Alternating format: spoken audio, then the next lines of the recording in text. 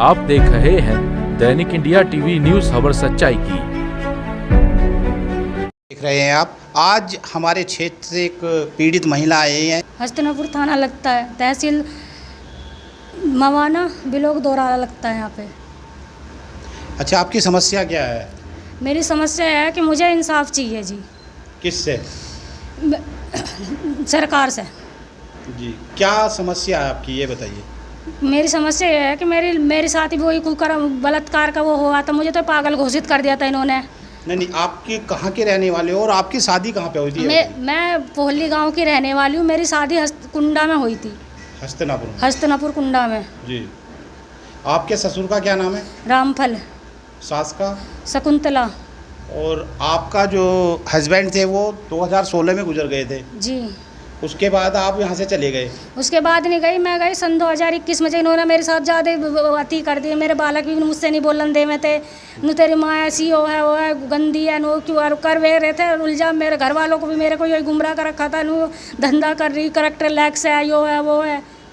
तो मतलब कि आप 2021 में यहाँ से चले गए थे? चली गई थी। अब 2021 में जाने के बाद आपके बच्चे अपनी दादा दादी के पास थे? अपने दादा दादी के पास थे। तो अब क्या समस्या आई है, ये बताइए। अभी कुछ दिन जो पहले इस लड़की की तबीयत खराब हो रही थी, इसके दिक्कत थी, इसकी दादी मेरे पास छोड़ के आई थी उस टाइम। इसकी यहाँ तो आराम लग रहा ना। अच्छा। तो इन्हें से इसका इलाज वहीं करवाते। मेरे पास सारी रिपोर्टें हैं, मैं सारी रिपोर्टें दिखा दूंगी जब से मैं इसका इलाज करवा रही। जी। मैंने इसका इलाज करवाया। इसके पेट में डॉक्टर रिपोर्ट में अल्ट्रासाउंड करवाया तो इसके पेट में स्वेलिंग थी, सूजन थी। तो इससे मैंने डराया धमकाया ना, तेरा इतनी दिक्कत आई कैसे है, तू मुझे बात बताइए। मुझे नहीं बताई, रोती रही, बताई नहीं। मम्मी कुछ नहीं, बस ऐसे काम ज़्यादा करवाया मुझसे, वजन का काम करवाया, उस वजह से। और मगर बात ही होनी है इतनी बड़ी, तो मैं पागल तो इन्होंने तो करके तू भी मुझे पागल समझ रही। इतने तो थोड़े बहुत तो मुझे अभी पता है ये चीज़ क्या हो रही। तो इसने जब इसे कैरी करके धमका के जब मैंने इससे पूछी, जब इसने बताया कि मेरे साथ सूरज बलात्कार करता है। तो जो इसका रिश्ते में एक चाचा है जी। तो अब गुड़िया आप बताइए, अपनी आप बीती खुद बताइए। 4 साल से मेरे चाचा मेरे साथ गलत काम कर रहा है। मैंने अपनी दादी को भी बताया था, उन्होंने मुझे मतलब रैपट मार के चुप कर दिया कि चुप हो जा, मेरे लड़के को बदनाम कर रही है तू। फिर मैं मतलब मेरी ज़्यादा तबीयत ख़राब हो गई थी, मैं अपनी मम्मी के पास चली गई थी। मेरी मम्मी ने मेरा काफ़ी इलाज कराया। मम्मी ने मेरे से पूछा भी था कि तुझे दिक्कत आ कैसे रही है। मैंने नहीं बताया क्योंकि मुझे डरा रखा था। फिर भाई, मैं कुछ कहती थी कि तेरे भाई को मारूंगा, मेरे भाई मैं कुछ। अच्छा, जैसे आपके साथ 4 साल से ये बलात्कार हो रहा था आपके चाचा के द्वारा, तो आपने ये सहा कैसे? मैं डरी हुई थी, मेरे भाइयों को मारने की धमकी देते थे चाचा ने? हाँ। अच्छा, दूसरी बात ये है, आपने ये मम्मी को कब बताया है?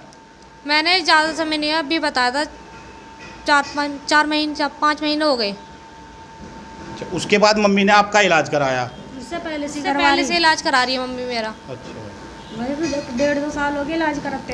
अच्छा, आपके साथ जो लास्ट टाइम ये कब किया है? 5 महीने पहले, 4-5 महीने पहले। तो अब आप कहाँ पे गए थे? हम वो मेरठ में SSP के ऑफिस गए थे। अच्छा। वहाँ से हमने रिपोर्ट लिखवाई, दरखास्त करी सारी जी। नो हमें इंसाफ चाहिए, ना हमें ना इनके पैसों की ज़रूरत है, ना हमें कि इनकी जायदाद की ज़रूरत है, कुछ नहीं चाहिए। बस मुझे तो इंसाफ चाहिए। बस मैं तो सरकार से और आप भाइयों से भी सबसे यही हाथ जोड़ गया कि मेरी लड़की को इंसाफ दो बस। अब आप देख सकते हो कि एक पीड़ित नारी दर बदर घूम रही है, जो कि थाने में भी गई है और SSP दफ्तर भी गई है। कहाँ गई? हमारे प्रधानमंत्री और योगी जी की नारी शक्तिकरण की जो नीतियाँ थी, क्या महिलाएं इतनी कमज़ोर हो गई है कि उनको अब भी नारी शक्तिकरण जैसे अभियान चलने के बाद भी अब भी दुष्कर्म का सामना करना पड़ रहा है। और आप देख सकते हो कि एक माँ की पीड़ा जो बयां कर रही है, उन्हें इंसाफ के लिए गुहार लगा रही है। इस केस की जो जांच है वो गंभीरता से की जानी चाहिए और जो भी इसमें दोषी है उसको ये निष्पक्ष जांच होनी चाहिए। और आप देख रहे हो दैनिक इंडिया टीवी, खबर सच्चाई की।